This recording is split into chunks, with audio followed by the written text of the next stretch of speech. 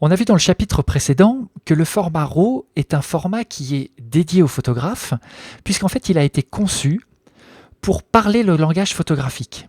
Pour parler le langage photographique, plutôt que d'utiliser des valeurs RVB ou des valeurs CMJN, eh bien les ingénieurs ont défini le format RAW en utilisant la couleur, ou plutôt le principe de la couleur en numérique, d'une manière différente. On a scindé la couleur entre sa teinte, sa saturation et sa luminosité. Cela nous permet, indépendamment ensuite avec le format RAW, de travailler par exemple la densité d'une image, l'exposition grâce à la luminosité, et de travailler les couleurs ou la température des couleurs en utilisant uniquement la teinte et la saturation. Ce mode teinte, saturation, luminosité, il est aussi utilisé pour définir un profil colorimétrique. Qu'est-ce que c'est qu'un profil colorimétrique ? Un profil colorimétrique, c'est par exemple pour un écran l'ensemble des couleurs qu'il est en mesure d'afficher.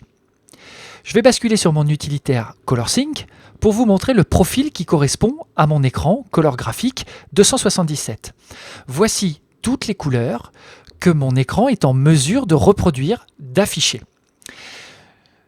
Ce profil est exprimé en mode TSL, c'est-à-dire que on a une roue chromatique. Quand je pars du degré 0 et que je bascule sur la droite, que je vais à 90 degrés et que je parcours ainsi un cercle autour de mon profil, eh bien on voit que je bascule de la teinte des jaunes au rouge orangé, au magenta, au bleu, au cyan, au vert.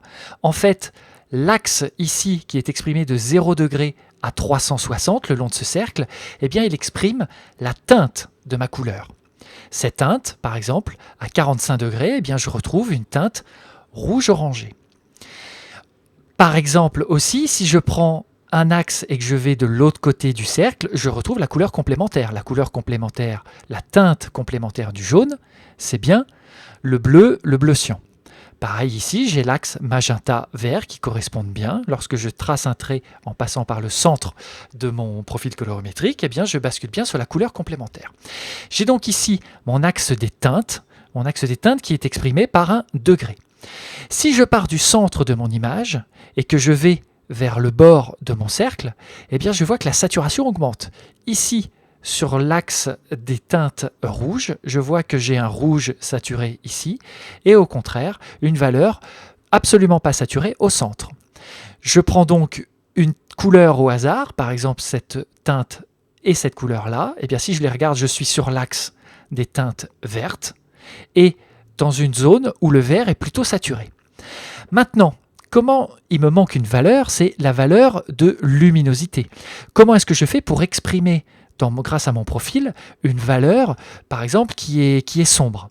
Eh bien, tout simplement, ce profil, c'est un volume. Si je clique dessus et que je le déplace, on voit bien que le profil couleur de mon écran, c'est un volume qui exprime en plus des couleurs sombres. Ici, je suis sur l'axe de la luminosité. La luminosité est maximale, j'ai une couleur blanche. La luminosité est minimale, j'ai une couleur noire. D'accord ? Cette couleur qui est ici, eh bien, elle peut être exprimée donc par une densité plutôt sombre, une luminosité qui est sombre, une saturation plutôt moyenne, et aussi une teinte qui correspond à des rouges. Tout le principe d'un bon traitement d'un fichier RAW va résider justement dans le maintien par la bonne expression des couleurs lorsqu'on change de support. On voit ici que mon écran CG277 est capable de reproduire des couleurs. Maintenant, moi, mon Photoshop, il travaille dans l'espace, ou plutôt dans le profil colorimétrique Adobe RGB. Cliquons maintenant sur un profil Adobe RGB. Eh bien, on voit que mon profil Adobe RGB, il est très proche des couleurs de mon écran. Ou plutôt, toutes les couleurs qui sont contenues dans mon profil Adobe RGB existent, sont reproductibles sur mon écran. Donc, mon écran est un écran de bonne qualité, c'est un écran graphique. Si j'avais affiché un vieux moniteur comme le CG211 par exemple, eh bien on voit que ce moniteur CG211 n'était pas en mesure de reproduire 100% des couleurs contenues dans l'espace Adobe RGB. C'est pour ça qu'on avait un écran de moins bonne qualité et qu'on a aujourd'hui complètement abandonné au profit d'écran graphique. Voilà pourquoi aussi mon écran CG277 coûte plus cher à développer qu'un CG211. Maintenant, on rentre dans une autre problématique, c'est que mon image que j'ai travaillée, elle va être au final, et que je travaille sous Photoshop dans l'espace Adobe RGB, elle va être imprimée. Elle peut être diffusée par exemple sur Internet. Sur Internet, la plupart des profils qui sont utilisés, c'est du sRGB. Mon iPhone, mon iPad travaille dans un espace colorimétrique sRGB. Eh bien, on voit que l'espace sRGB étant moins riche que mon espace Adobe RGB, qu'est-ce qui va se passer si je ne prends pas de précaution lorsque je passe de mon écran à un iPhone? Eh bien tout simplement les couleurs vont mal s'exprimer sur mon iPad. Si vous utilisez une image avec beaucoup d'informations et que vous l'envoyez sur votre iPad, eh bien elle va paraître plus grise que sur un écran CG211.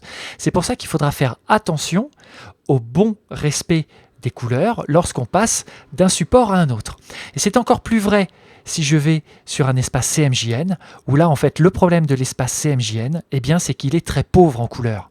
Vous vous souvenez que j'avais des valeurs très saturées, des très beaux dégradés, je pouvais exprimer un ciel avec beaucoup de valeurs par exemple sur mon écran. Le problème c'est qu'une fois imprimé, eh bien cet espace il est très fortement réduit. Tout l'enjeu qu'on va voir au cours de cette formation, c'est d'essayer d'obtenir un maximum de qualité dans les dégradés de nos images, malgré un basculement radical entre un écran et un espace colorimétrique CMJN.